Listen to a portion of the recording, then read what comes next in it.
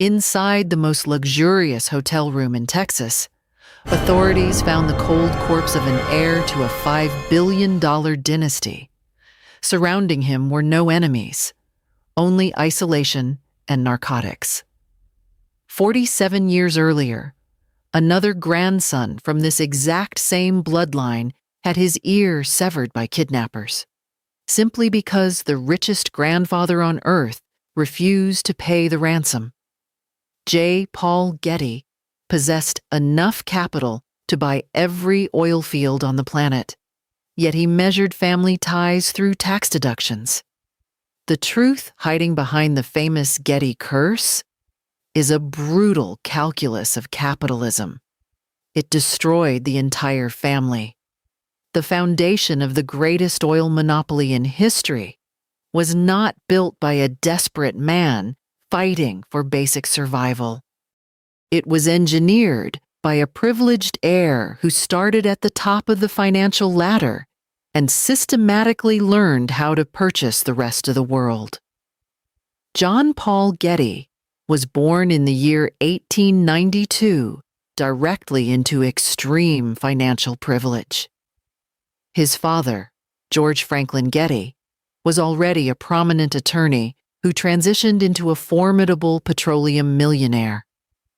The young heir never experienced the panic of an empty bank account or the anxiety of a late rent payment. The boy was handed a golden key to a pre-built industrial fortress from day one.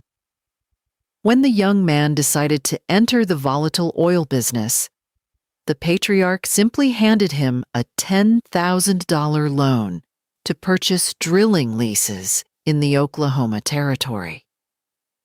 A starving street hustler does not receive a guaranteed economic safety net to test his business theories. The young investor secured the red bed's leases when local operators thought the dirt was worthless. In August 1915, his very first well struck black gold. By June 1916, just shy of his 24th birthday, the young oilman generated his first $1 million. Translate that figure into modern currency, and you are looking at nearly $30 million sitting in the hands of a 23-year-old kid. The history books love to label him a natural prodigy for this early success. But the real lesson here is much colder. The successor did not have to waste his youth learning how to survive the harsh realities of hunger or debt. He never learned how to escape poverty. While average workers broke their physical backs swinging heavy steel pipes for daily wages, the heir learned how to weaponize capital. The young executive realized very early that possessing wealth was simply the opening move. The true objective was using that wealth to corner markets and enforce his will upon others. The oilman did not build a legacy from scratch. The heir took an iron foundation and figured out exactly how to turn it into an instrument of ultimate dominance. This rapid accumulation of cash triggered a bitter ideological war inside the household. George Getty operated as a devout, strict religious figure. The patriarch believed in modest living, moral discipline, and quiet hard work. The older man expected his only son to carry on this righteous path. Instead, the young millionaire grabbed his newfound profits and sprinted in the exact opposite direction. The heir embraced a reckless playboy lifestyle. The young tycoon relocated to Los Angeles, threw endless parties, purchased luxury vehicles, and lived with a level of decadence that deeply disgusted the older oilman. The father viewed his successor as a tragic disappointment. Did the patriarch realize he was witnessing the creation of a financial predator? Probably not. The father judged the young man strictly by superficial spending habits. Behind the flashy cars and the loud nightlife, a terrifyingly cold intellect was operating. The chaotic Playboy era was merely a temporary phase. The son was developing a distinct philosophy about human nature and finance. While the father viewed money as a divine reward for honest labor, the heir began to view money as the ultimate leash. Why ask for loyalty when you can simply purchase obedience? The young oilman stopped seeing human beings as equals. The executive started viewing people, business partners, and employees as simple liabilities on a corporate balance sheet. The infamous emotional detachment of this future billionaire was not a biological defect. It was a conscious, calculated business strategy. The boss systematically trained himself to remove empathy from his decision-making process. Empathy creates unnecessary vulnerability. Human emotions cost money. By stripping away his own humanity, the heir shielded his growing fortune from anyone who might try to appeal to his heart. The coldness was forged through years of analyzing profit margins and realizing a dark truth. Whoever holds the gold dictates the rules of reality. That cold financial philosophy eventually pushed the oil baron to execute one of the most audacious gambles in corporate history. By the late 1940s, the tycoon had already swallowed dozens of independent domestic oil companies at rock-bottom prices. But controlling American oil was not enough. The executive wanted to dictate the global energy market. In 1949, the ambitious businessman turned his eyes toward the Middle East. The target was a barren, desolate stretch of sand known as the Neutral Zone, sitting squarely between Saudi Arabia and Kuwait. The established petroleum giants laughed at the idea. The major corporations considered the territory a worthless geological dead zone. Why risk capital on a cursed patch of dirt? The tycoon ignored the mockery. The American approached King Ibn Saud and negotiated an exclusive 60-year lease for the mineral rights. The price was staggering. The buyer handed over $9 million in upfront cash and guaranteed an additional $1 million every single year. Industry competitors thought the heir had lost his mind. For 4 agonizing years, the drilling crews dug into the scorching desert. The men pulled up nothing but dirt and dry rock. $18 million vanished into the ground. The financial bleeding was severe enough to bankrupt a normal enterprise. The pressure mounted, but the man funding the operation refused to flinch. Where the rest of the industry saw a barren wasteland, the tycoon saw an underground empire waiting to be cracked open. Then, the calendar hit 1953. The drills finally shattered the right layer of rock. Raw crude oil erupted from the sand. This was not just a minor reserve. The crews tapped into a subterranean reservoir of crude oil that would flow relentlessly for decades. That single calculated risk altered the trajectory of the global economy. The desert gamble paid off with historic proportions. The strike catapulted his net worth into the stratosphere. By 1957, major financial publications officially crowned John Paul Getty the richest living American. The media stood in awe. The executive transformed a barren strip of foreign desert into an unstoppable engine of personal wealth. The billionaire proved that true power does not come from playing it safe. True power comes from having the cold, dead nerve to push all your chips to the center of the table while the rest of the world calls you a fool. The oilman who pushed his fortune into the desert sand eventually built a European fortress to isolate his wealth from the public. The global audience expected the richest baron on earth to live like a generous emperor, showering guests with endless luxury. Instead, the executive purchased Sutton Place, a magnificent 16th-century British manor located in Surrey. The tycoon hosted foreign dignitaries and elite aristocrats inside those historic walls. But the international press did not care about the grand architecture or the elite guest list. The newspapers fixated on a single bizarre piece of hardware sitting in the main hallway. A coin-operated public payphone. The wealthiest citizen on the planet actually installed a commercial payphone inside his own private mansion. The owner placed physical dial locks on all the regular residential telephones to restrict access.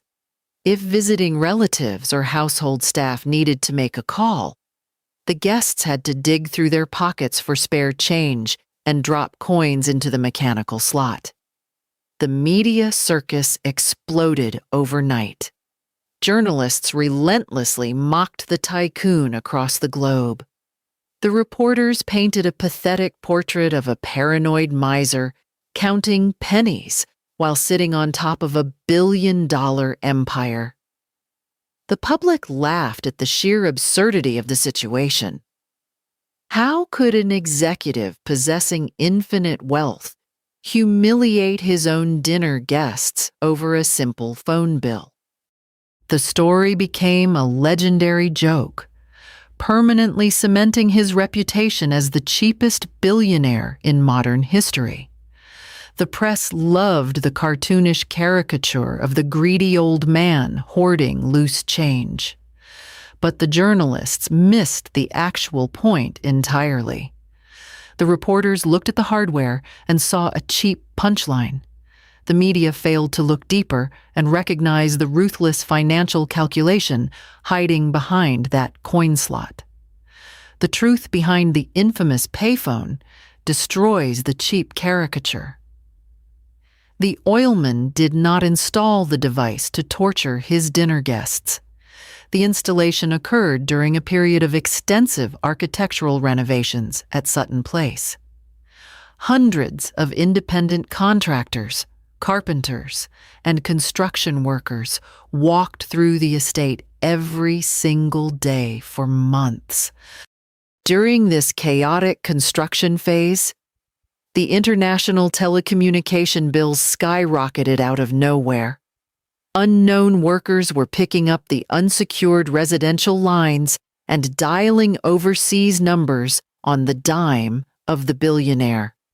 A normal, wealthy individual might just pay the inflated invoice and ignore the leakage to avoid looking stingy. The oil man refused. It was never about the physical cost of the telephone bill. To a man who negotiated million-dollar petroleum leases, losing a single dollar to an unnamed plumber was a psychological insult. The invoice was microscopic compared to his daily oil revenue. The core issue was the strict principle of financial control. The tycoon viewed an unauthorized phone call as a direct act of theft. Allowing strangers to drain resources from his estate, no matter how small the amount, represented a dangerous breach of corporate security.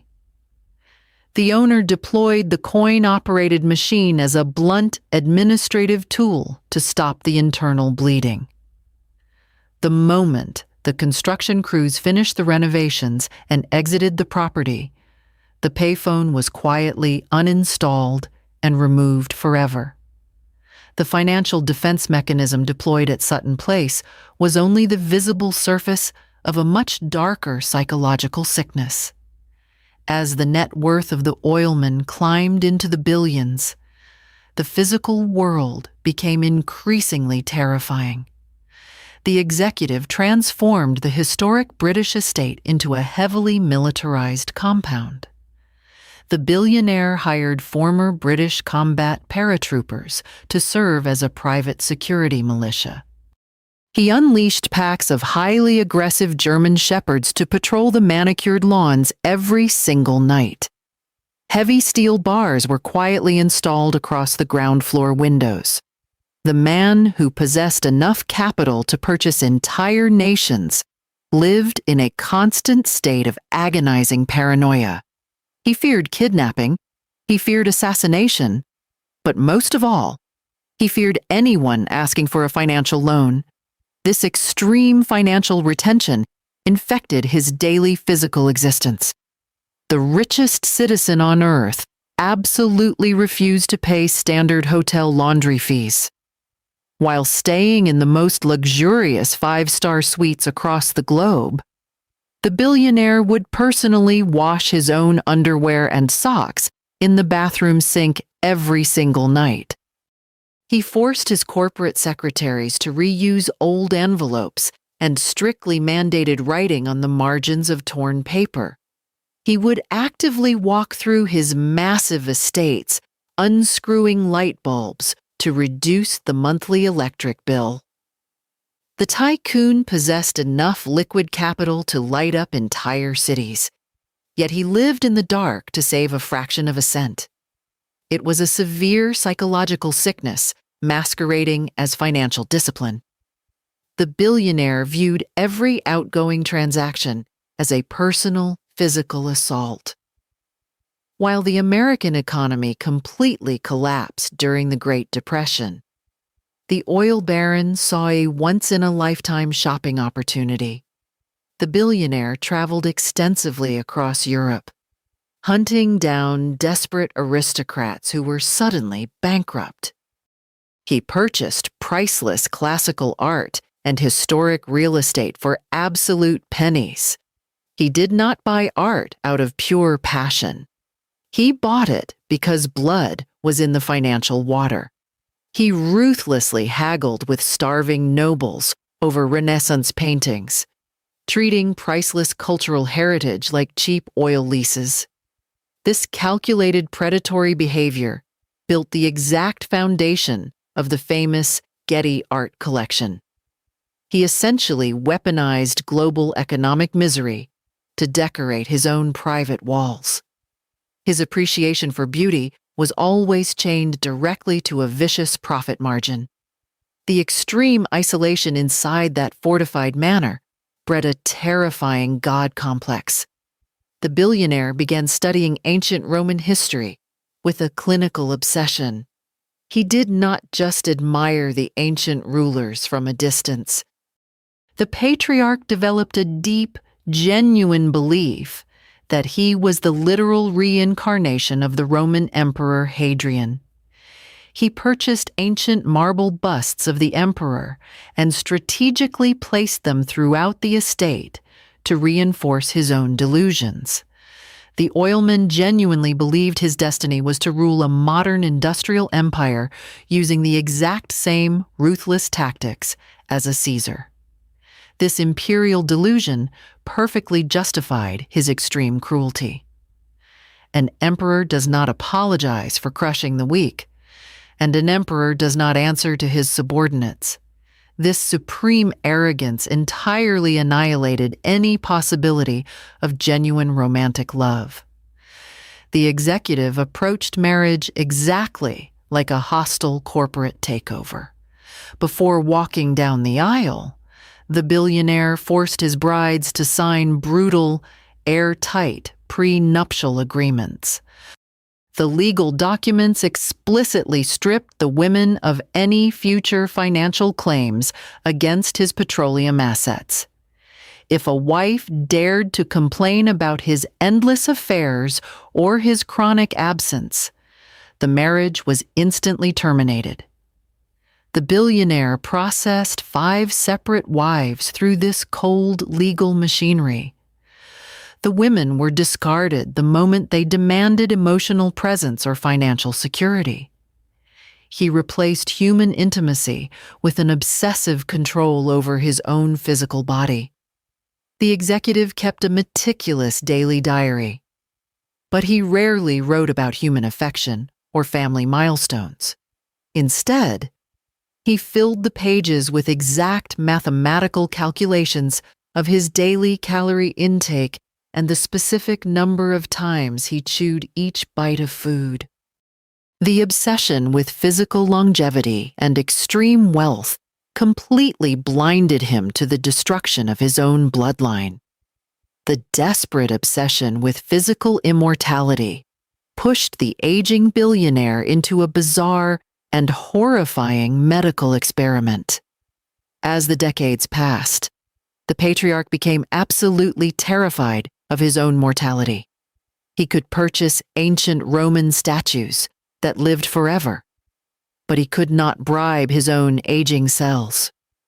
Rumors echoed through the global elite that the oilman resorted to extreme and highly controversial scientific procedures to reverse the human clock. The executive secretly traveled to exclusive European clinics to receive experimental cellular injections. The medical staff reportedly injected the billionaire with the fetal tissue of unborn sheep, hoping the animal cells would regenerate his failing human organs. But the obsession with youth did not stop at his internal organs.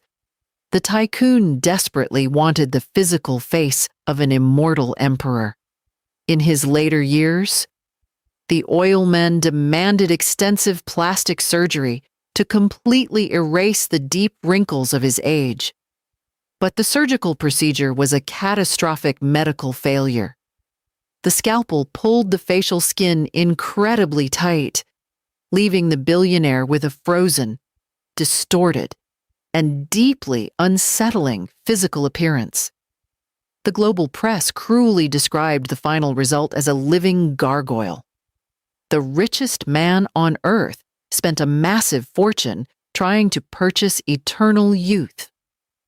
But the financial transaction only transformed him into a walking corpse years before his actual heart stopped beating.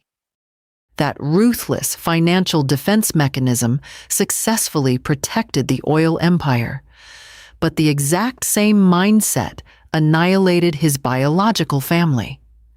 The tycoon treated human relationships like short-term business contracts. The patriarch fathered 5 sons across his broken unions, but the billionaire refused to invest emotional capital into his own offspring. The chilling reality of his domestic life peaked during the tragedy of his youngest child. In 1952, a boy named Timothy developed a severe brain tumor. While the young child suffered through painful medical treatments in America, the father remained comfortably stationed overseas in Europe. The tycoon claimed his corporate schedule was too demanding to allow a personal visit. The executive sent empty promises through the mail, but never boarded a flight to see the dying boy. The cruelty escalated to an unthinkable level. As the hospital invoices mounted, the richest citizen on the planet instructed the mother to restrict the medical care. The oilman actually complained about the rising costs of the treatments, ordering the doctors to limit the child to basic checkups to save money. The patriarch negotiated his own son's health care like a hostile corporate buyout. In 1958, the 12-year-old boy passed away. The father did not even attend the funeral. The billionaire cited a busy work calendar as his excuse for missing the burial. The horrifying parallel is impossible to ignore. As the underground oil reserves pumped infinite cash into his bank accounts, the human foundation of his family rotted into dust. The tycoon effectively traded his own soul for a spot on the global rich list. The executive constructed a towering dynasty out of black gold and legal contracts. But the halls of the English manor remained empty, haunted by the children he threw away to maintain his precious control. The children who physically survived the severe childhood neglect did not escape the psychological prison. Consider the miserable daily existence of the eldest son to the outside world. George Getty II looked like the ultimate corporate prince living the perfect American dream. The heir held the highly impressive titles of Executive Vice President and Chief Operating Officer of the massive global oil company. The public assumed the son was actively preparing to inherit the Golden Throne. The reality behind the locked corporate doors was a suffocating nightmare of inadequacy. The prestigious job titles were hollow. The son possessed zero actual executive authority. The patriarch remained permanently stationed thousands of miles away in the British Manor, micromanaging every single minor business detail through a relentless stream of cold, typed letters. The billionaire deliberately bypassed the executive vice president on all critical financial decisions. The father constantly sent written messages highlighting the business failures and personal incompetence of the offspring. Imagine carrying the heavy expectations of a $5 billion dynasty on your shoulders while knowing the founder considers you an absolute failure. The emotional distance was so vast and cold that the eldest son did not even dare to call the patriarch dad.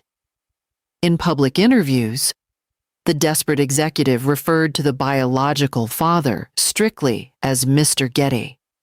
The heir admitted to reporters that the two men had not spent 6 consecutive weeks together since the boy was 8 years old.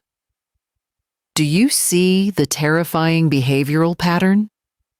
The oilman treated the corporate boardroom the exact same way he treated the family living room. The billionaire demanded absolute obedience, complete submission, but offered zero human warmth in return. The wealth provided luxury cars and massive estates, but it could not buy a single moment of genuine paternal respect. The pressure of living under that massive shadow became a toxic poison. The son spent a lifetime desperately chasing the approval of a living ghost, and that endless, fruitless pursuit eventually shattered the mind of the executive. The psychological pressure cooker finally exploded in the summer of 1973. The heir was 48 years old and falling apart at the seams. To numb the constant sting of rejection from the patriarch, the executive turned to heavy substance abuse. The daily routine devolved into a lethal cycle of hard liquor, heavy prescription sedatives, and dangerous amphetamines. On the evening of June 6, 1973, the internal torment reached a violent and bloody climax. The heir hosted a gathering at the luxurious Bel Air mansion. A bitter argument erupted over the crushing weight of the family name. The guests witnessed the executive consuming massive quantities of alcohol mixed with handfuls of sleeping pills. The mental breakdown was absolute. In a state of total screaming delirium, the son grabbed a sharp barbecue fork and violently stabbed his own stomach. Blood poured across the expensive mansion floors.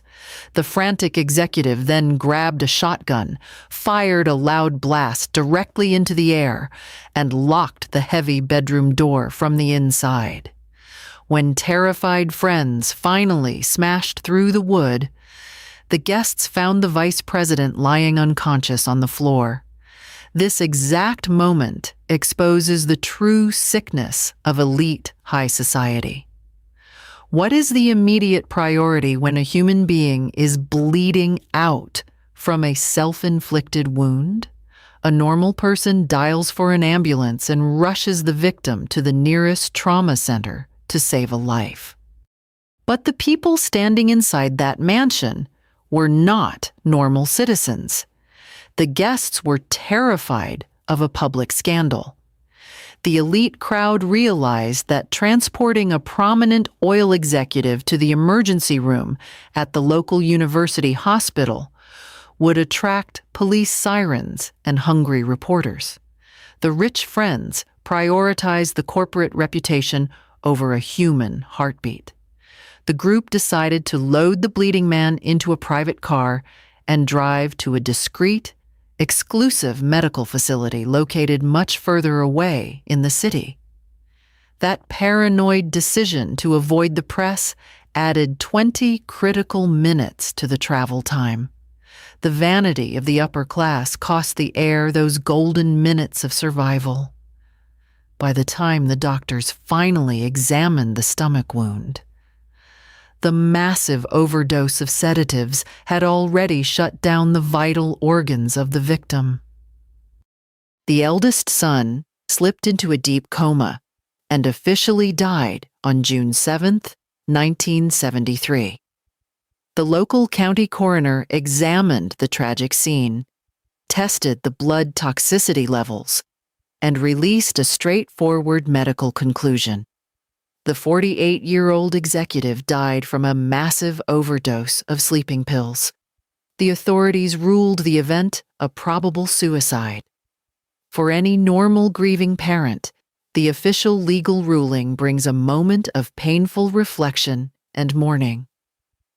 But how did the richest citizen on earth react to the tragic suicide of the firstborn child?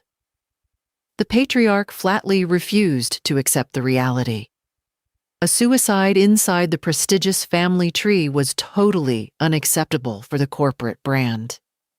The billionaire immediately deployed massive amounts of cash to rewrite the official medical history.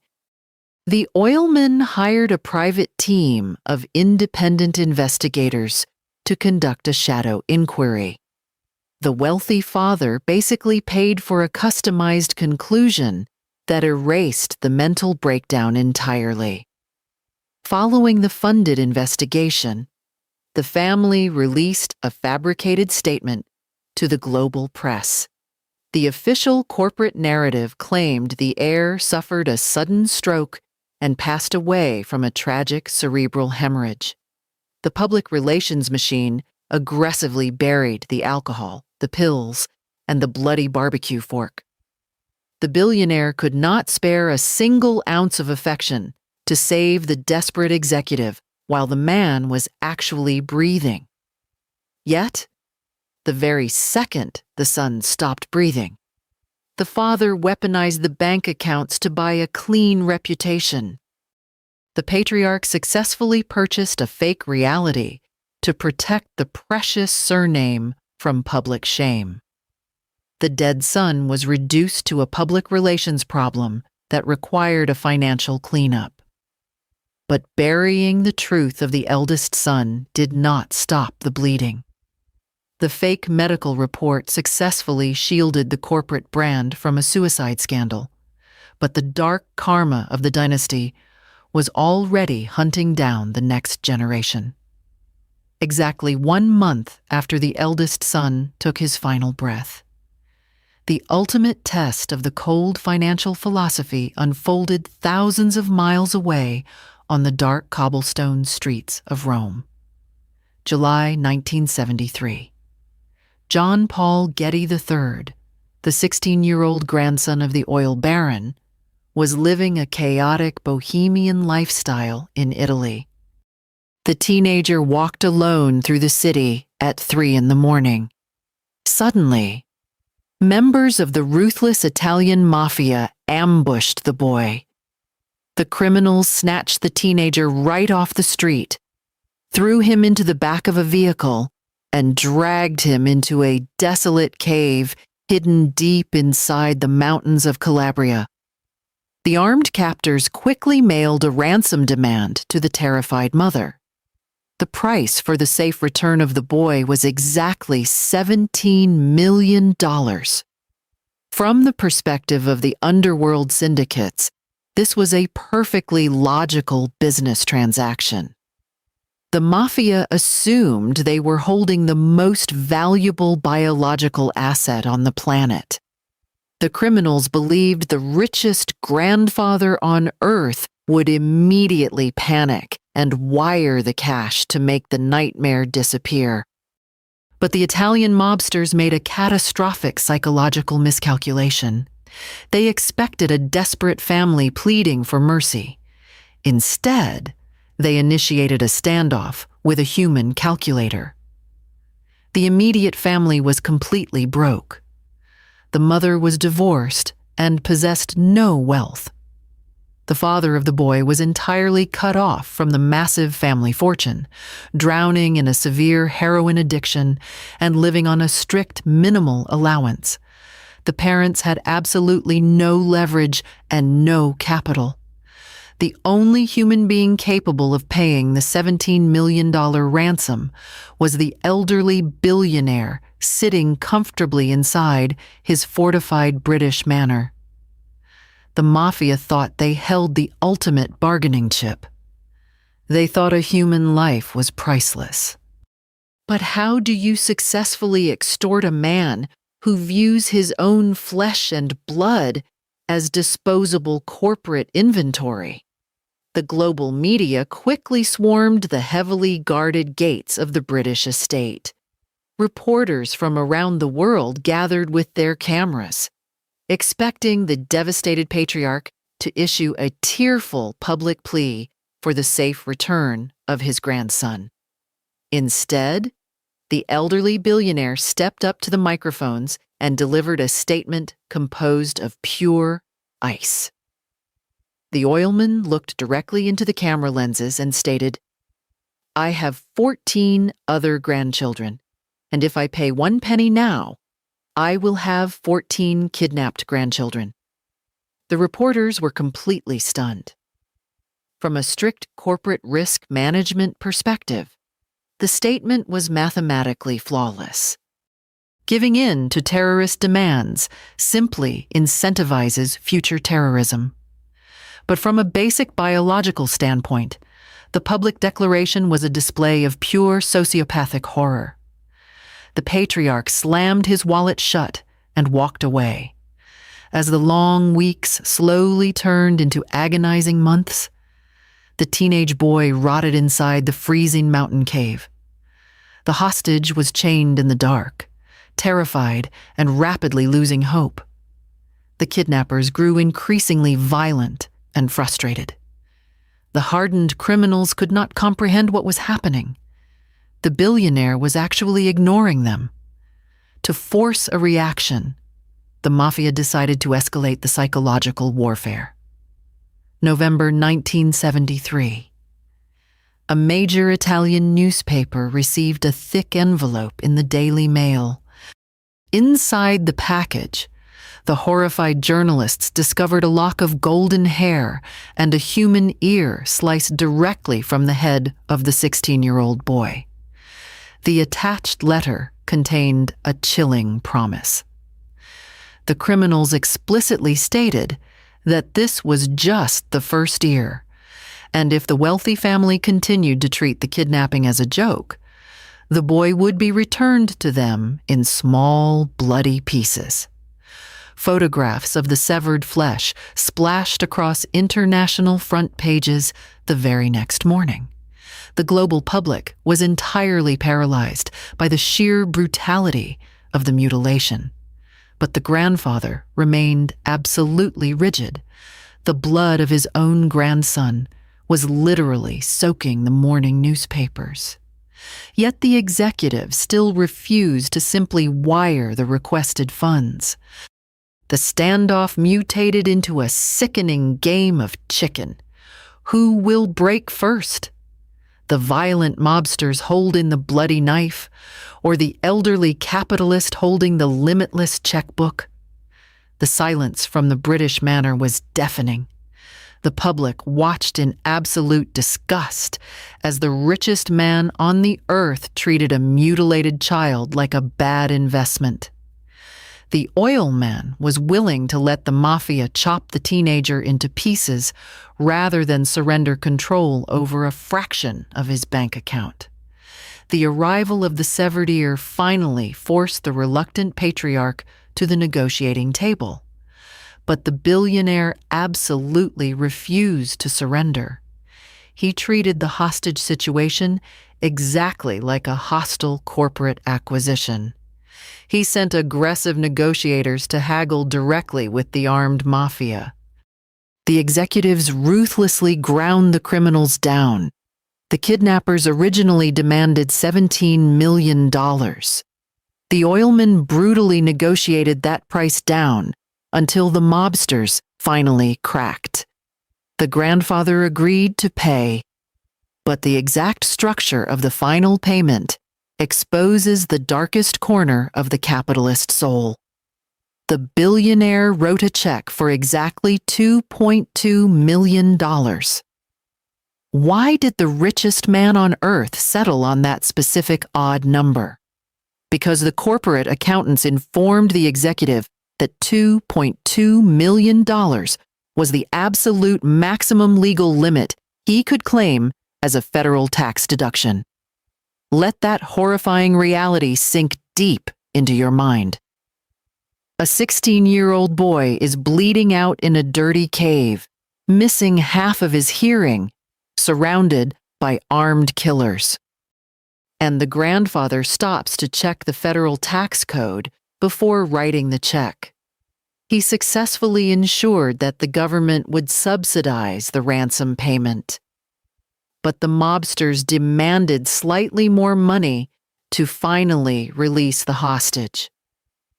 So how does the patriarch handle the remaining balance? He loans the difference to his own son. But the billionaire does not offer the cash out of paternal kindness. The executive forces the desperate father to sign a legally binding contract, charging exactly 4% annual interest on the ransom money. The father must literally pay back the cash used to save the life of his own mutilated child, with interest. This is the ultimate destruction of human affection. The family tree was fully chopped down and replaced by a cold corporate balance sheet. Blood did not matter. The pain of the teenager did not matter. The only things that mattered in the end were the maximum tax deduction and the 4% interest rate. The oilman successfully purchased the physical freedom of the boy, but he simultaneously proved to the entire world that every single breathing member of his family was nothing more than a taxable asset. The ransom transaction successfully purchased the physical release of the teenager from the Italian mafia. But that legal contract did not buy back a human soul. The boy walked out of the freezing mountain cave missing a piece of flesh, but the internal damage was far more severe. The mind of the teenager was entirely shattered by 5 continuous months of absolute psychological terror. The young heir had to live with the horrifying realization that the patriarch of the family literally bargained over the severed ear, while the hostage sat chained in the dark. How does a young mind process that level of ultimate family betrayal? To escape the crushing reality of this existence, the survivor plunged directly into a heavy underworld of dangerous substance dependency. The severe nightmares from the underground captivity followed the teenager across the globe. The young man moved through high society circles and underground art scenes, desperately consuming anything that could numb the devastating emotional pain. The heir survived the brutal mobsters, but the boy could not survive the invisible demons planted by the cold bloodline. Then came the tragic spring of 1981. The young survivor was only 25 years old. One evening, The heir consumed a heavy cocktail of strong sedatives, prescribed medications, and intense spirits. The extreme toxicity instantly overwhelmed the physical system. The young man suffered a sudden liver failure, followed immediately by a massive, devastating stroke. The brain was deprived of vital oxygen for an agonizing period of time. When the patient finally woke up in the stark hospital bed, the previous life was officially erased. The severe stroke left the young man permanently quadriplegic. The vision was almost completely destroyed. The victim could no longer form basic words or speak to the remaining loved ones. The only way the young man could express immense internal pain was through a loud, piercing scream. The heir was completely trapped inside a paralyzed human shell. The Italian criminals took a piece of flesh, but the sheer apathy of the billionaire grandfather ultimately destroyed an entire future. The teenager survived the physical kidnapping, only to end up permanently locked inside a broken body for the next 30 years. You might logically assume that witnessing a 25-year-old relative reduced to a completely paralyzed state would finally melt the frozen hearts of the famous oil dynasty. You would be entirely wrong. The extreme medical condition of the young man required round-the-clock professional nursing care and specialized equipment. The monthly medical invoices quickly reached $25,000. For a standard working-class household, that financial figure represents an impossible mountain of debt.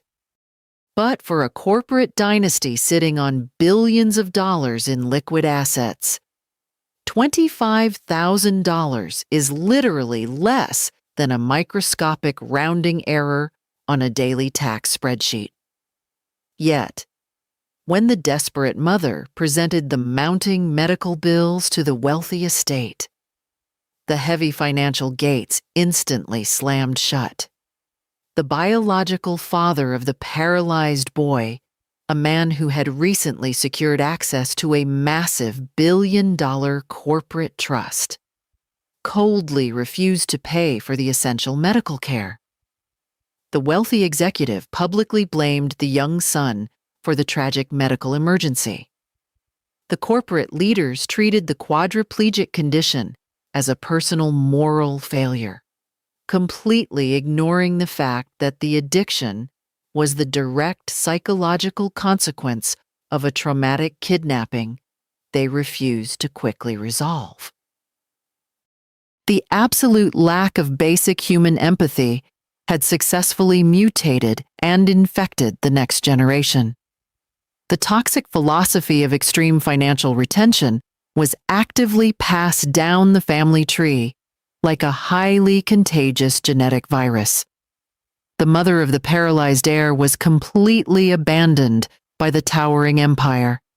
The woman was left with absolutely no choice but to drag the prestigious family name into a brutal public courtroom.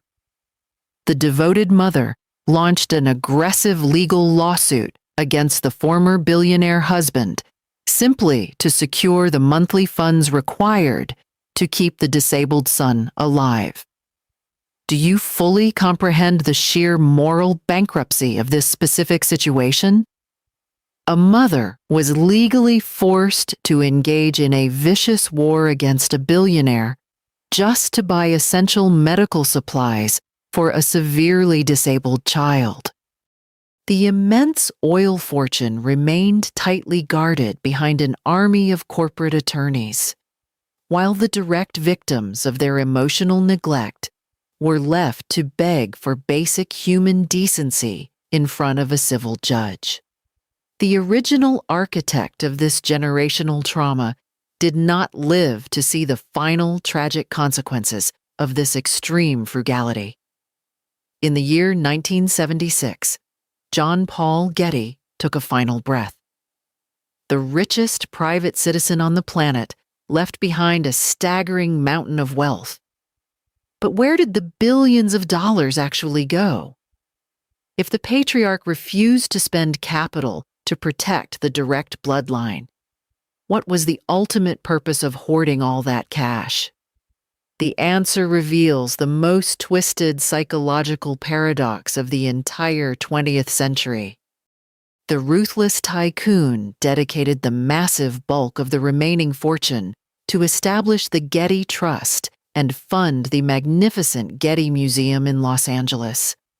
The man who refused to pay a ransom demand without a tax deduction poured over $1 billion into the preservation of ancient art and classical antiquities.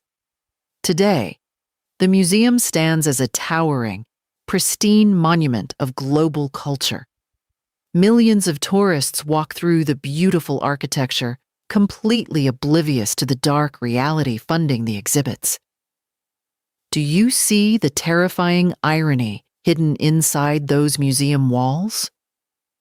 The billionaire allowed the immediate children to slowly suffocate under the extreme weight of emotional isolation.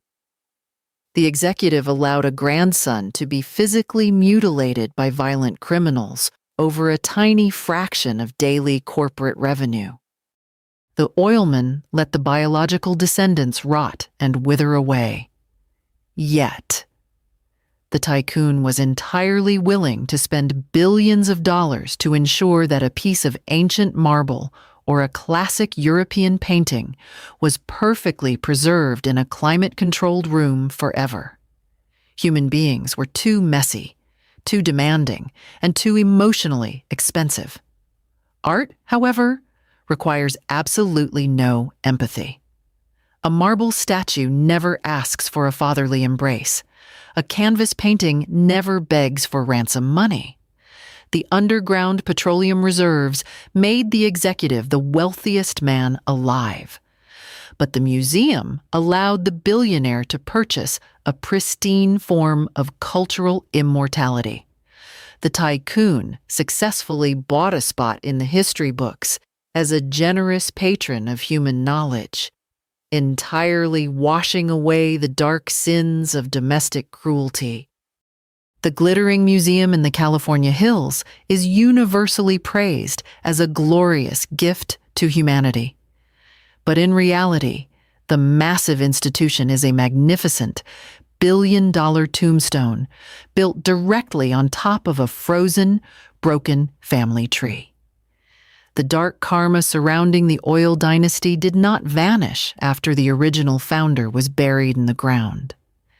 The toxic curse simply infected the modern era. The bloodline continued to rot from the inside out into the 21st century. Look at the tragic fate of the great-grandchildren.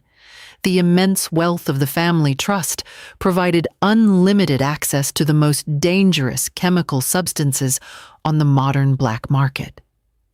In 2015, Andrew Getty was discovered dead on the bathroom floor of a Hollywood Hills mansion. The authorities found the 47-year-old heir surrounded by shotgun shells and a massive pool of blood. The initial panic suggested a violent murder. But the coroner report revealed a much sadder truth. The heir suffered a catastrophic gastrointestinal hemorrhage driven by a severe addiction to methamphetamine. The physical body was completely destroyed by years of secret drug abuse. 5 years later, the exact same tragedy repeated itself. In November 2020, John Gilbert Getty checked into the luxurious Hotel Emma in Texas. When the hotel staff finally broke into the room, the 52-year-old heir was sitting completely frozen in a cross-legged position on the mattress. The eyes were wide open. The heir was already dead. The official medical examination confirmed another brutal overdose. The body was overwhelmed by fatal levels of fentanyl. The billions of dollars sitting in the corporate trust accounts could not buy these men a single moment of genuine peace. The absolute lack of human connection drove the modern descendants to purchase premium narcotics simply to numb the pain of existence. The famous surname became a heavy chain that slowly dragged the heirs into an early grave. Even the members of the family who desperately tried to project an image of stability were hiding massive personal deceptions. Consider the bizarre case of Gordon Getty. Out of all the direct sons of the original oil baron, Gordon was widely celebrated as the only functional survivor. The heir was a respected classical music composer, a massive local philanthropist, and completely avoided the drug addictions that destroyed the brothers. Gordon projected the perfect image of a stable, wealthy aristocrat living happily in a San Francisco mansion with a devoted wife and 4 children. But the immaculate public reputation was a complete fraud. In 1999, a shocking legal petition completely shredded the wholesome disguise. The respected composer had secretly maintained an entirely separate family located in Los Angeles. The supposedly honorable executive fathered 3 hidden daughters with a secret companion and actively hid their existence from the primary family for 14 solid years. The explosive court documents proved that even the most decent member of the entire bloodline was living a profound lie. The original patriarch taught the sons that human relationships were simply liabilities to be managed and compartmentalized. Gordon applied that cold philosophy directly to personal intimacy, dividing a massive double life through strict financial secrecy. The curse of the dynasty was not some supernatural ghost. The true curse was a psychological inability to form honest, transparent human bonds. The deception proved that no amount of classical music or public charity could wash away the deep psychological damage inflicted by the founder. The massive financial empire was eventually fractured and divided among the surviving relatives. A few descendants actively tried to break the vicious cycle. Several modern heirs deliberately distanced themselves from the toxic family history, using different surnames and engaging in genuine public philanthropy to clean the spiritual slate. But the dark shadow of extreme emotional neglect remains permanently attached to the corporate brand. The story of this dynasty serves as the ultimate autopsy of American capitalism.